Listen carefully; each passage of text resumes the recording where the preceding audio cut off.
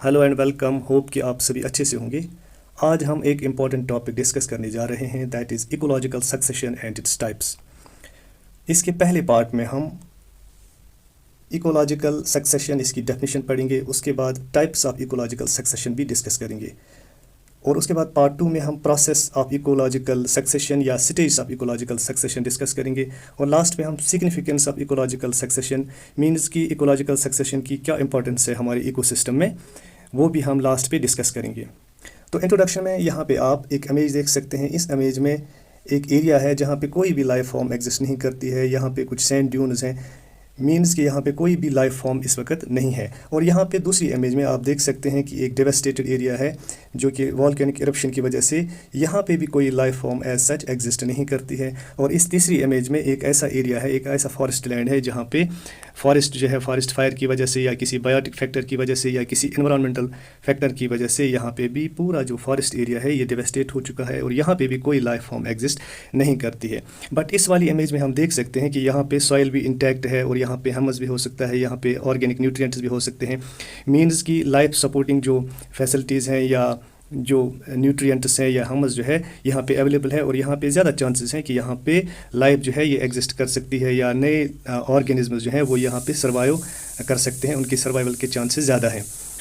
तो इसी तरह ऐसे एरिया जहाँ पे पहले से कोई लाइफ फॉर्म एग्जिस्ट नहीं करती है या कोई ऐसा एरिया जहाँ पे पूरा इकोसिस्टम जो है वो डिस्ट्रॉय हो चुका है, ख़त्म हो चुका है, और वहाँ पे कोई नई पॉपुलेशन या नई कम्युनिटी प्लांट्स की या एनिमल्स की पहले सेटल हो जाए, उसके बाद वो डेवलप हो जाए और उसके बाद वो एक क्लाइमेक्स स्टेज तक पहुँचे, तो इसी प्रोसेस को एक्चुअली इकोलॉजिकल सक्सेशन कहते हैं। मीन्स कि किसी एक पीस ऑफ लैंड में जब नए ऑर्गेनिज्म वहाँ पे आते हैं, वो डेवलप होते हैं और डिफरेंट स्टेज से गुजरते हुए उसके बाद वहाँ पे एक फंक्शनल इकोसिस्टम डेवलप होता है, उसी को हम इकोलॉजिकल सक्सेशन कहते हैं। तो यहाँ पे हम इसको पढ़ेंगे कि इकोलॉजिकल सक्सेशन जो है, इकोलॉजिकल सक्सेशन और ecosystem development, it is a gradual process. ये एक ग्रेजुअल प्रोसेस है, मीन्स कि it takes a lot of time, decades लग सकते हैं या हंड्रेड्स ऑफ ईयर्स लग सकते हैं, through which ecosystems undergo structural and compositional changes. किसी भी एक इकोसिस्टम में या किसी भी एक पीस ऑफ लैंड में वहाँ पे स्ट्रक्चरल और कंपोजिशनल चेंजेस होते हैं। स्ट्रक्चरल चेंजेस मीन्स वहाँ के एनवायरमेंटल फैक्टर्स जो होते हैं, इडेपिक फैक्टर्स जो होते हैं, वहाँ के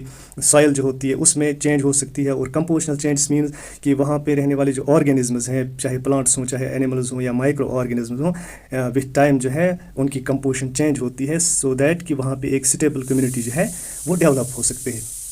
इट इन्वॉल्व्स द एस्टैब्लिशमेंट, सबसे पहले एक प्लांट्स या एनिमल्स की या माइक्रो ऑर्गेनिज्म की कम्युनिटी वहाँ पे इस्टेब्लिश होती है, फिर वो डेवलप होती है और उसके बाद वो ही कम्युनिटी जो है वो स्टेबलाइज होती है, और इस तरह एक फंक्शनल इकोसिस्टम वजूद में आता है या डेवलप होता है of organisms in a particular area, किसी एक पर्टिकुलर एरिया में। फॉर एग्जांपल अगर हमारे पास कोई भी पर्टिकुलर एरिया है, फॉर एग्जांपल एक बेयर रॉक है, या जहाँ पे अभी हमने देखा कि सैंड ड्यून्स जहाँ पे थे, यहाँ पे कोई भी लाइफ फॉर्म एग्जिस्ट नहीं करती है, तो यहाँ पे सबसे पहले क्या होता है कि पहले स्टेप में पॉइनियर्स वहाँ पे कॉलोनाइज होते हैं। It is colonized by pioneer species, means जो लाइकेन्स जैसे होते हैं, जैसे आपने लाइकेन्स जो होते हैं ये सिम्बायोटिक एसोसिएशन होती है, जो फंगस होते हैं और अलगी की एक सिम्बायोटिक एसोसिएशन होती है, और सबसे पहले जो है पॉइनियर स्पीशीज़ यहीं पे कॉलोनाइज होती है।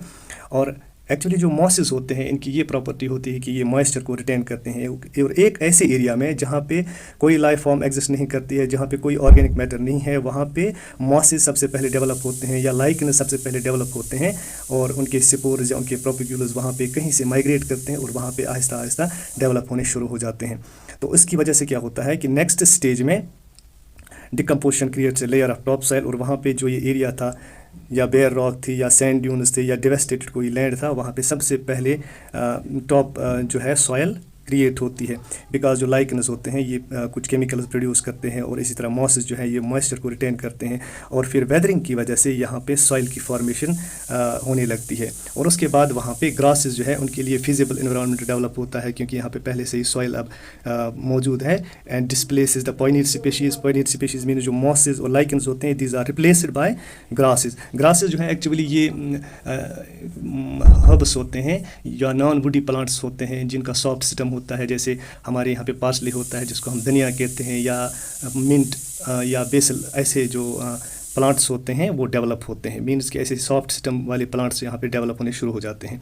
और उसके बाद नेक्स्ट स्टेज में क्या होता है कि more nutrients in soil allows for shrub growth, और यहाँ पे फिर श्रब्स जो है वो डेवलप होते हैं। श्रब्स जो हैं एक्चुअली ये वुडी प्लांट्स होते हैं जिनके मल्टीपल सिस्टम्स हैं, जिनको हम झाड़ियाँ कहते हैं। तो झाड़ियों जैसे पेड़ पौधे जो है यहाँ पे उगने शुरू हो जाते हैं, और इनके साथ साथ जो दूसरे लिविंग ऑर्गेनिजम्स हैं जो यहाँ पे इस एनवायरनमेंट में सर्वाइव करते हैं वो भी यहाँ पे डेवलप होने शुरू हो जाते हैं। और उसके बाद नेक्स्ट स्टेज जो आता है that is increase in soil depth allows for growth of trees. उसके बाद बड़े ट्रीज जो हैं यानी वुडी प्लांट्स जो होते हैं या फ्लावरिंग प्लांट्स जो होते हैं जिनको हम एंजियोस्पर्म्स कहते हैं या मोनोकॉट्स होते हैं, डाइकॉट्स होते हैं, ऐसे प्लांट्स यहाँ पे डेवलप होना शुरू हो जाते हैं। और इस तरह एक क्लाइमेक्स स्टेज पहुँच जाता है जिसको हम स्टेबलाइजर कम्युनिटी कहते हैं। तो ये डिफरेंट स्टेज हैं। तो पहला वाला जो है उनको पायनियर्स कहते हैं, और जो लास्ट वाला स्टेज है इसको क्लाइमेक्स कम्युनिटी कहते हैं। ठीक है, तो उसके बाद types of ecological succession. Types में सबसे पहले प्राइमरी सक्सेशन। प्राइमरी सक्सेशन जो है it is initiated in areas lacking any prior ecosystem, जहाँ पे पहले से कोई इकोसिस्टम मौजूद ना हो। Means the first group of plants established there are called pioneers. तो सबसे पहले जो यहाँ पे फॉर एग्जांपल बेयर रॉक हो या सैंड ड्यून्स हो या कोई ऐसा डिवेस्टेटेड एरिया हो, सबसे पहले वाली कम्युनिटी जो वहाँ पे डेवलप होती है उनको पायनियर्स कहा जाता है। ठीक है, तो ये पायनियर्स जो होते हैं ये लाइकेन्स हो सकते हैं या मॉसेस हो सकते हैं। And development stage are called priseres, और जो ये दूसरे डेवलपमेंटल स्टेजेस होते हैं यहाँ तक इनको प्राइसीर्स कहा जाता है। These are called priseres such as bare rock, जैसे बेयर रॉक हो, इसी तरह सैंड ड्यून्स हो सकते हैं, और न्यूली फॉर्म्ड वॉल्केनिक आइलैंड्स, जिस तरह हमने इंट्रोडक्शन में पढ़ा था वॉल्केनिक आइलैंड्स होते हैं या सैंड ड्यून्स होते हैं जहाँ पे पहले से कोई लाइफ फॉर्म एग्जिस्ट नहीं करती है। तो वहाँ पे जब कोई कम्युनिटी डेवलप होनी शुरू हो जाती है उसको हम प्राइमरी सक्सेशन कहते हैं। यहाँ पे हम देख सकते हैं बेयर रॉक पे पहले लाइकेन्स, उसके बाद स्मॉल एनिमल प्लांट्स और लाइकेन्स, उसके बाद ग्रासेस एंड पेरेनियल्स, और उसके बाद grasses, shrubs and shade intolerant trees, ऐसे प्लांट्स जो शेड में डेवलप नहीं होते हैं। मीन्स कि बड़े प्लांट्स जो हैं यहाँ पे डेवलप होना शुरू हो जाते हैं। और ये जो है ये स्टेजेस हैं। पहले वाली जो है इसको पायनियर कम्युनिटी कहते हैं, और दूसरे जो है दीज आर सीरल स्टेजेस जिनको प्राइस सीरीज भी कहा जाता है। और उसके बाद लास्ट पे जो है जो शेड टॉलरेंट प्लांट्स होते हैं जैसे ओक ट्री है, इकोरी है, ऐसे जो कोनिफर्स होते हैं या ऐसे एंजियोस्पर्म्स होते हैं जो फ्लावरिंग प्लांट्स होते हैं या सीडर्स होते हैं, ऐसे बड़े बड़े प्लांट्स अब फिर लास्ट पे डेवलप होना शुरू हो जाते हैं, और इस वाली कम्युनिटी को क्लाइमैक्स कम्युनिटी कहते हैं। तो पहला जो है प्राइमरी सक्सेशन। और उसके बाद जो है यहाँ पे हम देख सकते हैं इस स्टेज में यहाँ पे पहले एक्सपोज्ड रॉक्स थे, इसको हम थोड़ा सा रिवाइज करेंगे।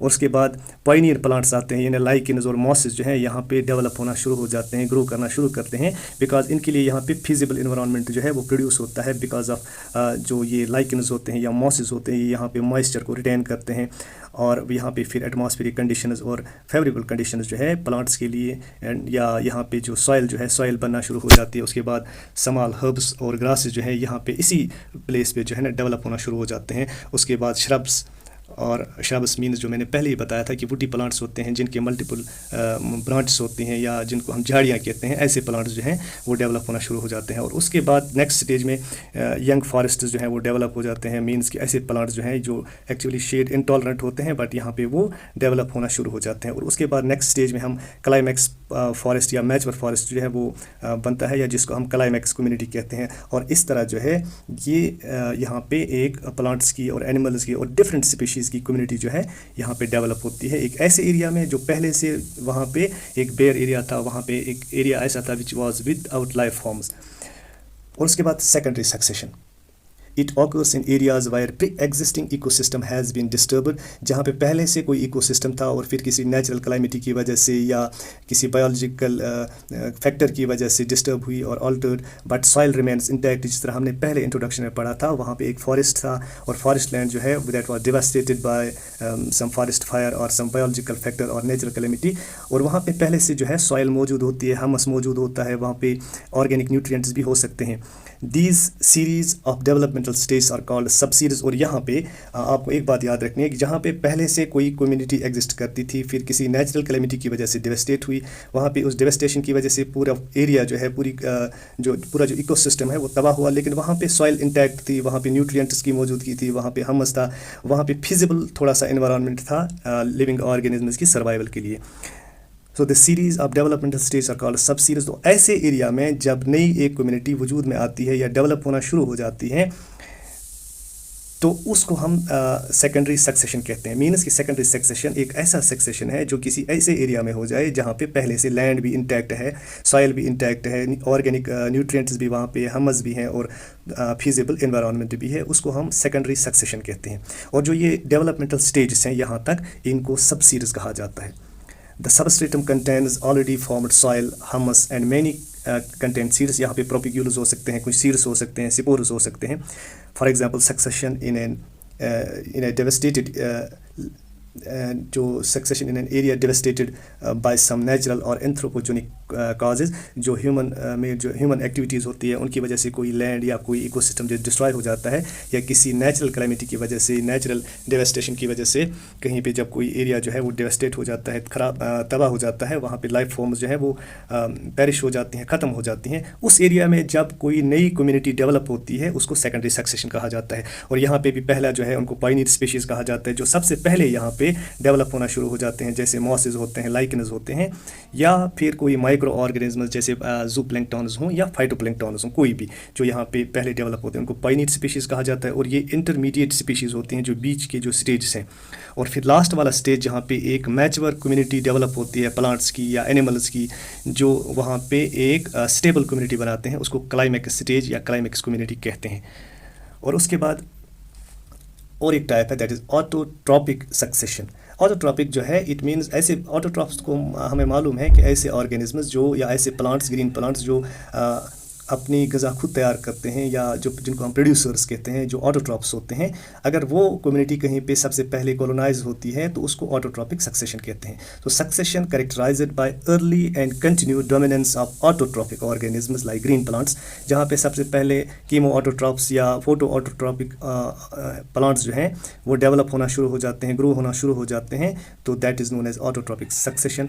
It begins in a predominantly inorganic environment. यहाँ पे जिस एरिया में ये डेवलप होते हैं या इन्वेट करते हैं, जहाँ पे इनकी ग्रोथ होती है, वहाँ पे प्रीडोमिनेंटली इनऑर्गेनिक एनवायरनमेंट मीन्स वहाँ पे कोई हमस मौजूद नहीं था, ऑर्गेनिक मैटर मौजूद नहीं था। बट जिस तरह हमने पहले ही पढ़ा था कि सबसे पहले किसी बेयर रॉक पे जब मॉसेस या जिनको हम लाइकेन्स कहते हैं वो डेवलप होते हैं, वो इनऑर्गेनिक सब्सटेंसेस को, मीन्स सॉइल में मौजूद या वहाँ एनवायरनमेंट में मौजूद जो इनऑर्गेनिक सब्सटेंसेस होते हैं, मिनरल्स होते हैं, उन्हीं को यूटिलाइज़ करते हैं। और फिर वहाँ पे आहिस्ता आहिस्ता सॉइल डेवलप होना शुरू हो जाती है और वहाँ पे मॉइस्चर टेंशन होता है, और उसके बाद वहाँ पे सर्वाइवल के चांसेस बढ़ जाते हैं। There is gradual increase in the organic matter content supported by energy flow. और उसके बाद एनर्जी फ्लो मीन्स पहले ऐसे प्लांट्स उगते हैं जो मॉइस्चर को सपोर्ट करते हैं, उसके बाद जो दूसरे प्लांट्स होते हैं, और इस तरह जो माइक्रोब्स होते हैं या एनिमल्स होते हैं वो भी वहाँ पे यहाँ इन प्लांट्स से या फाइटोप्लैंक्टन से या ज़ूप्लैंक्टन से अपनी ग़िज़ा हासिल करते हैं। इस तरह एनर्जी, उसमें एनर्जी फ्लो होता है, एक ऑर्गेनिज्म दूसरे ऑर्गेनिज्म को कंज्यूम करता है। और इसी तरह न्यूट्रिएंट साइकिल्स, वहाँ पे न्यूट्रिएंट साइकिल जो है वो भी वहाँ पे न्यूट्रिएंट जो है वो रिसाइकल होते हैं, एक ऑर्गेनिज्म से दूसरे ऑर्गेनिज्म में ट्रांसफ़र होते हैं। और इसी तरह heterotrophic succession characterised by an early dominance of heterotrophs, जहाँ पे सबसे पहले हीटेरोट्रॉप्स जो हैं इन्वेट करते हैं, फॉर एग्जांपल फंजाई होंगे या बैक्टीरिया होंगे या एनिमल्स होंगे। It begins in a predominantly organic environment. We know जो बैक्टीरिया होते हैं या फंजाई होते हैं या एनिमल्स होते हैं वो उसी लैंड पे या उसी एरिया में सर्वाइव कर सकते हैं, ग्रोथ कर सकते हैं, डेवलपमेंट कर सकते हैं और रिप्रोड्यूस कर सकते हैं, जहाँ पे पहले से ऑर्गेनिक मैटर मौजूद हो। बिकॉज हीटेरोट्रॉप्स जो हैं वो अपनी ग़िज़ा खुद तैयार नहीं कर सकते हैं, दे डिपेंड ऑन प्लांट्स और ऑटोट्रॉप्स फॉर देयर न्यूट्रिशन, इसलिए वहाँ पे सबसे पहले ऑर्गेनिक मैटर होना चाहिए। तो ऐसे वाली सक्सेशन को हीटेरोट्रॉपिक सक्सेशन कहा जाता है। It begins in predominantly in organic environment, यहाँ पे पहले से ऑर्गेनिक एनवायरनमेंट होना चाहिए, ऐसी सक्सेशन को हीटेरोट्रॉपिक सक्सेशन कहा जाता है। और फिर यहाँ पे है allogenic succession due to major environmental changes beyond the control of indigenous organisms, यानी जहाँ किसी एरिया में, किसी इकोसिस्टम में जो ऑर्गेनिज्म होते हैं वो पेरिश हो जाते हैं, ख़त्म हो जाते हैं, which is beyond the control of indigenous organism, वो उनके कंट्रोल में नहीं होता। मीन्स कि जो नेचुरल कैलेमिटीज़ होती हैं या ड्रॉप्स होते हैं या ऐसा कोई फैक्टर होता है, बायोटिक या एबायोटिक फैक्टर, जिसकी वजह से किसी एक इकोसिस्टम में ऑर्गेनिज्म जो हैं वो ख़त्म हो जाते हैं, डेवास्टेट हो जाते हैं, पेरिश हो जाते हैं, और वहाँ पे कोई भी लाइफ फॉर्म एग्जिस्ट नहीं करती है। The habitat is changed by the action of outside factors like change in climate change हो गया, लीचिंग मीन्स कि वहाँ की सॉइल में जो न्यूट्रिएंट्स होते हैं वो वॉश आउट हो जाते हैं या वहाँ से ख़त्म हो जाते हैं।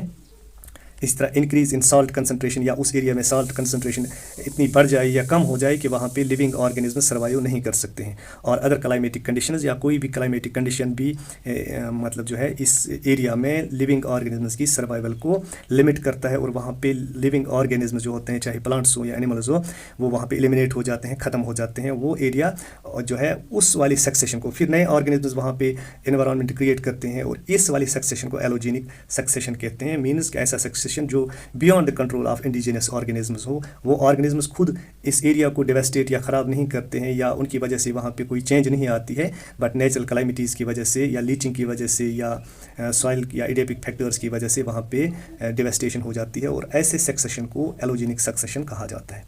उसके बाद autogenic succession resulting from resident population, कोई रेजिडेंट पॉपुलेशन वहाँ पे हो जो लिविंग ऑर्गेनिज्म्स वहाँ पे रहते हों, तो जो बायोलॉजिकल कम्युनिटी वहाँ पे रहती हो, तो वो उस एनवायरनमेंट को वहाँ पे चेंज करते हैं। ऑल्टरिंग इट्स ओन एनवायरनमेंट, वो अपने एनवायरनमेंट को चेंज करते हैं। For example the community of plants modify their own environment which produce changes in the habitat, जो वहाँ पे ऑर्गेनिज्म एग्जिस्ट करते हों, प्लांट्स हों या एनिमल्स हों, वो अपने उस एरिया को, वहाँ के एनवायरनमेंट को चेंज करते हैं, ऑल्टर करते हैं, और फिर वो उनके लिए अनसूटेबल बनता है, और later becomes unsuitable for them. It paves the way for the growth of another type of plant community, और फिर वहाँ पे कोई दूसरी प्लांट कम्युनिटी डेवलप होती है। तो इसकी एक बेस्ट एग्जांपल जो है वो एलिलोपैथी है। कुछ प्लांट्स जो हैं वो कुछ हार्मफुल, फॉर एग्जांपल कोई प्लांट होता है वो हार्मफुल केमिकल्स रिलीज़ करते हैं, और वहाँ पे जो आसपास में प्लांट्स होते हैं या एनिमल्स होते हैं वो उनको जो है ख़त्म करते हैं, या वहाँ की उसकी विसिनिटी में प्लांट्स जो हैं वो ग्रो नहीं करते हैं। तो जिस तरह फॉर एग्जांपल जो है सनफ्लावर, जो है सनफ्लावर आपने देखा होगा, वो कुछ ऐसे केमिकल्स रिलीज़ करता है जिसकी वजह से वहाँ के जो आसपास जो वीड्स होते हैं या प्लांट्स होते हैं वो ख़त्म हो जाते हैं। इस तरह यूकेलिप्टस जो है वो एक ऐसा प्लांट है, यूकेलिप्टस भी एक ऐसा प्लांट है जो वहाँ पे ऐसे केमिकल्स रिलीज़ करता है कि वहाँ पे जो उसकी विसिनिटी में प्लांट्स होते हैं, श्रब्स होते हैं, हर्ब्स होते हैं, वो वहाँ पे ग्रो नहीं कर पाते हैं। और इस तरह एक ऐसा स्टेज आ जाता है जहाँ पे पूरी कम्युनिटी जो है, वहाँ का एनवायरनमेंट जो है, वहाँ जो फंक्शनल एनवायरनमेंट होता है या जिसको हम कहते हैं फंक्शनल इकोसिस्टम, वो वहाँ पे एग्जिस्ट नहीं करता, और इस तरह न्यूट्रिएंट एक्सचेंज भी नहीं होता है। बिकॉज एक ही टाइप के प्लांट्स जब किसी जगह पे ग्रो होंगे तो वहाँ पे जो ये प्लांट्स जो हैं वहाँ पे फिर सर्वाइव नहीं करते हैं, और इस तरह इस वाली सक्सेशन को ऑटोजेनिक सक्सेशन कहते हैं। और इसी तरह और एक टाइप है हाइड्रोसीड, इसको हम अलग से भी एक वीडियो में फिर डिस्कस करेंगे। हाइड्रोसीड जो है a series of stages in the ecological succession of aquatic environment. अगर किसी एक्वेटिक एनवायरनमेंट में कोई प्लांट्स की या एनिमल्स की कम्युनिटी डेवलप होती है, वहाँ पे सर्वाइव करती है, फिर डेवलप होकर फिर वो एक क्लाइमेक्स स्टेज तक पहुंचती है, उस वाली सक्सेशन को हम हाइड्रोसीड कहते हैं। Starting from an open water habitat, for example यहाँ पे एक ओपन वाटर हैबिटेट है लाइक पॉन्ड और lake with colonization of phytoplankton. सबसे पहले यहाँ पे फाइटोप्लैंक्टन्स आते हैं। फाइटोप्लैंक्टन्स ऐसे माइक्रोस्कोपिक फोटोसिंथेटिक ऑर्गेनिज्म होते हैं, जैसे वॉलवॉक्स होता है, या ग्रीन अलगी या वॉलवॉक्स या ग्रीन अलगी जो है, ग्रीन अलगी भी है, ये भी यहाँ पे डेवलप होना शुरू हो जाते हैं सबसे पहले, और उसके बाद फिर सबमर्जेड प्लांट्स यहाँ पे डेवलप होते हैं, और इसी तरह आहिस्ता आहिस्ता यहाँ पे कम्युनिटी डेवलप होती है और एक क्लाइमेक्स स्टेज तक पहुँचती है, फॉर्मिंग पायनियर कम्युनिटी। सबसे पहले वाली जो कम्युनिटी यहाँ पे वॉलवॉक्स या जो डायटॉन्स होते हैं या ग्रीन डायटॉम्स होते हैं या ग्रीन अलगी होते हैं या वॉलवॉक्स होता है या डाइनोफ्लैजिलेट्स होते हैं, इनको हम पॉइनियर स्पीशीज़ कहते हैं या इनको पॉइनियर्स कहा जाता है। And progressing to a climax community, और फिर लास्ट पे आहिस्ता आहिस्ता जब यहाँ पे वाटर की कंसंट्रेशन कम हो जाती है, पानी कम हो जाता है, और फिर सबमर्जेड प्लांट्स यहाँ पे डेवलप होना शुरू हो जाते हैं, और उसके बाद एक क्लाइमेक्स स्टेज पहुँच जाता है जहाँ पे पूरी एक प्लांट्स या एनिमल्स की एक कम्युनिटी डेवलप होती है, और इसको हाइड्रोसीड कहा जाता है। और इसी तरह लिथोसीड A series of stages in the ecological succession on bare area deficient in water and organic matter। कोई ऐसा एरिया जहाँ पे जब हम देख सकते हैं कुछ सैंड ड्यून्स हैं या कुछ ऐसा एरिया है, एक पहाड़ी एरिया है जहाँ पे कोई भी ऑर्गेनिज्म ऐसा सर्वाइव नहीं कर रहा है, तो यहाँ पे having only minerals in unweathered state. Unweathered state means यहाँ पे जो स्टोन्स होते हैं या रॉक्स होते हैं बस उतनी होते हैं, और फिर वेदरिंग की वजह से यहाँ पे सबसे पहले सॉइल फॉर्मेशन होती है। A series of states in the ecological succession on bare areas. ऐसे बेयर एरियाज में जब नई कम्युनिटी सक्सीड करती है, उनका सक्सेशन होता है, वो यहाँ पे डेवलप होना शुरू हो जाते हैं, तो ये एरिया जो it is deficient in water, यहाँ पे वाटर भी नहीं होता है, ऑर्गेनिक मैटर भी नहीं होता है।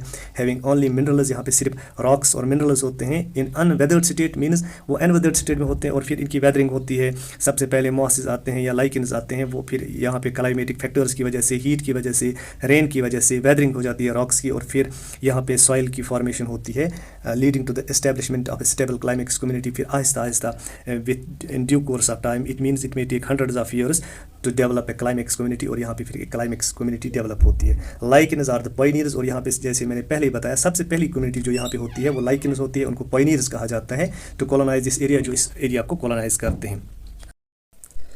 इकोलॉजिकल सक्सेशन के पार्ट 2 में आज हम stage of ecological succession discuss करेंगे।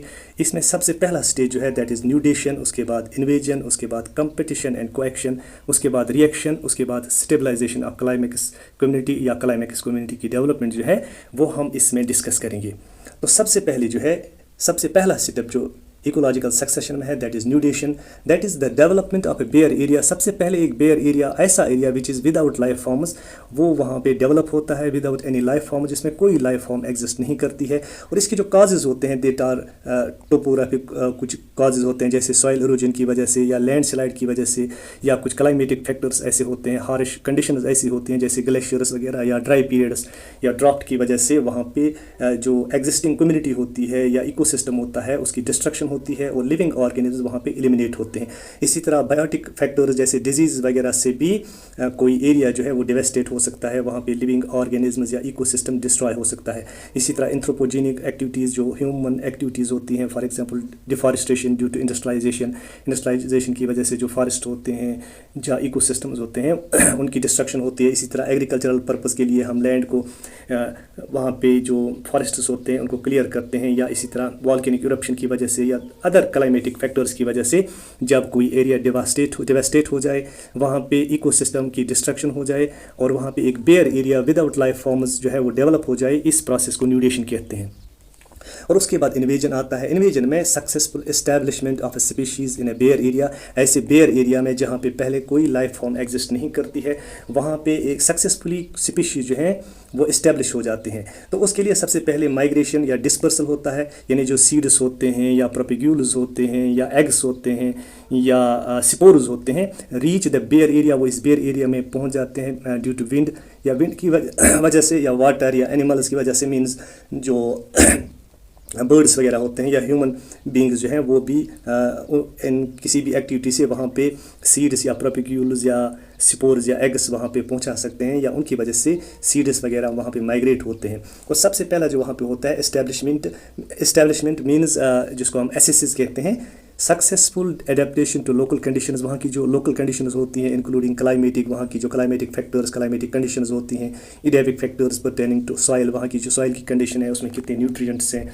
इनऑर्गेनिक सब्सटेंसेस हैं, मॉइस्चर कितना है, और बायोटिक फैक्टर्स मीन्स वहाँ पे हमस कितना है, वहाँ पे ऑर्गेनिक सब्सटेंसेस कितने हैं, वहाँ पे ये प्रोपेग्यूल्स, ये सीड्स या ये स्पोर्स या एग्स जो हैं ये इस्टेब्लिश हो जाते हैं। उसके बाद क्या होता है कि इनकी रिप्रोडक्शन होती है, ये रिप्रोड्यूस होते हैं, increase in the number of individuals through reproduction, और यहाँ पे फिर इनकी तादाद जो है वो बढ़ जाती है, इंक्रीज इन नंबर हो जाता है, और इस प्रोसेस को इन्वेजन कहते हैं।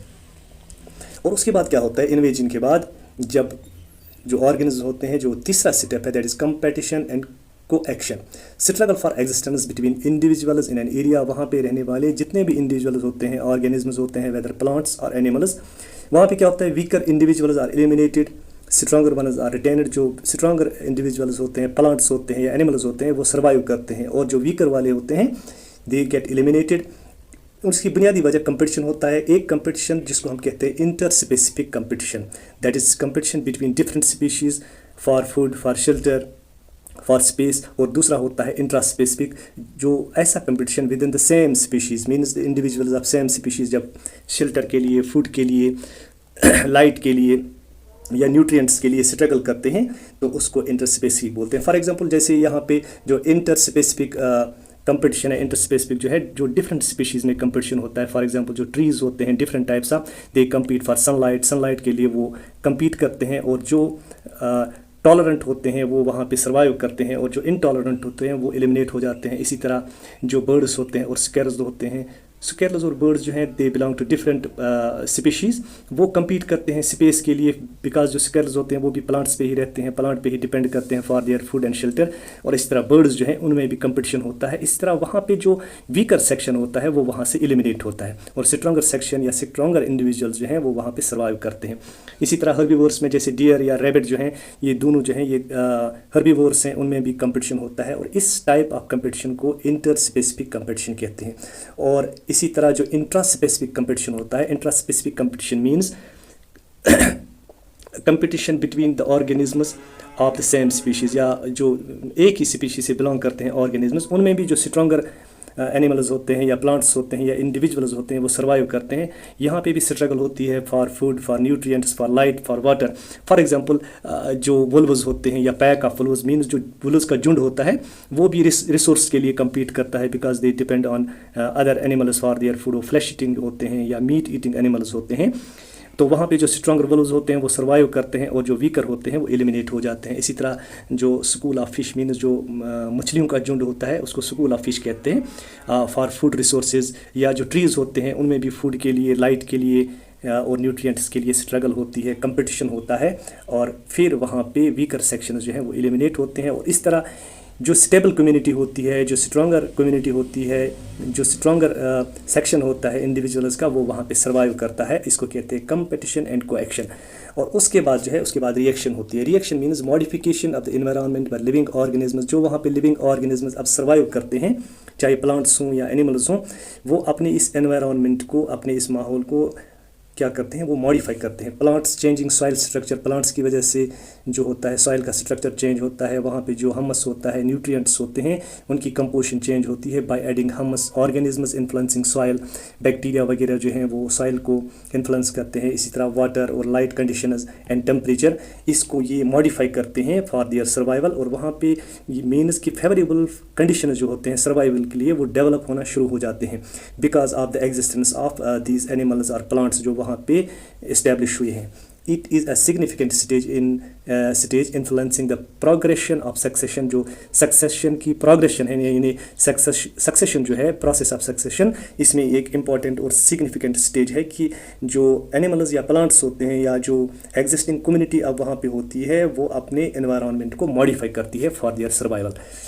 और उसके बाद क्लाइमेक्स कम्युनिटी क्या होती है, the final relatively stable community. ये फाइनल स्टेज होता है, ये स्टेबल कम्युनिटी होती है resulting from the cumulative effects of reactions. जो भी रिएक्शंस होती हैं वहाँ पे जो एनवायरनमेंट की मॉडिफिकेशन होती है उसके रिजल्ट में जो वहाँ पे प्लांट्स या एनिमल्स अब रहते हैं या सर्वाइव करते हैं या इस्टेब्लिश होते हैं, उसको क्लाइमेक्स कम्युनिटी कहते हैं। जिस तरह यहाँ पे आप देख सकते हैं ये क्लाइमेक्स कम्युनिटी है। There are changes in local climate which keeps the vegetation in an active state till the climax is formed. और वहाँ पे जितने भी ऑर्गेनिजम्स होते हैं, प्लांट्स एनिमल्स होते हैं, वो अपने क्लाइमेक्स पे पहुँच जाते हैं, एक्टिव होते हैं, और वो वहाँ पे फुली इस्टेब्लिश होते हैं।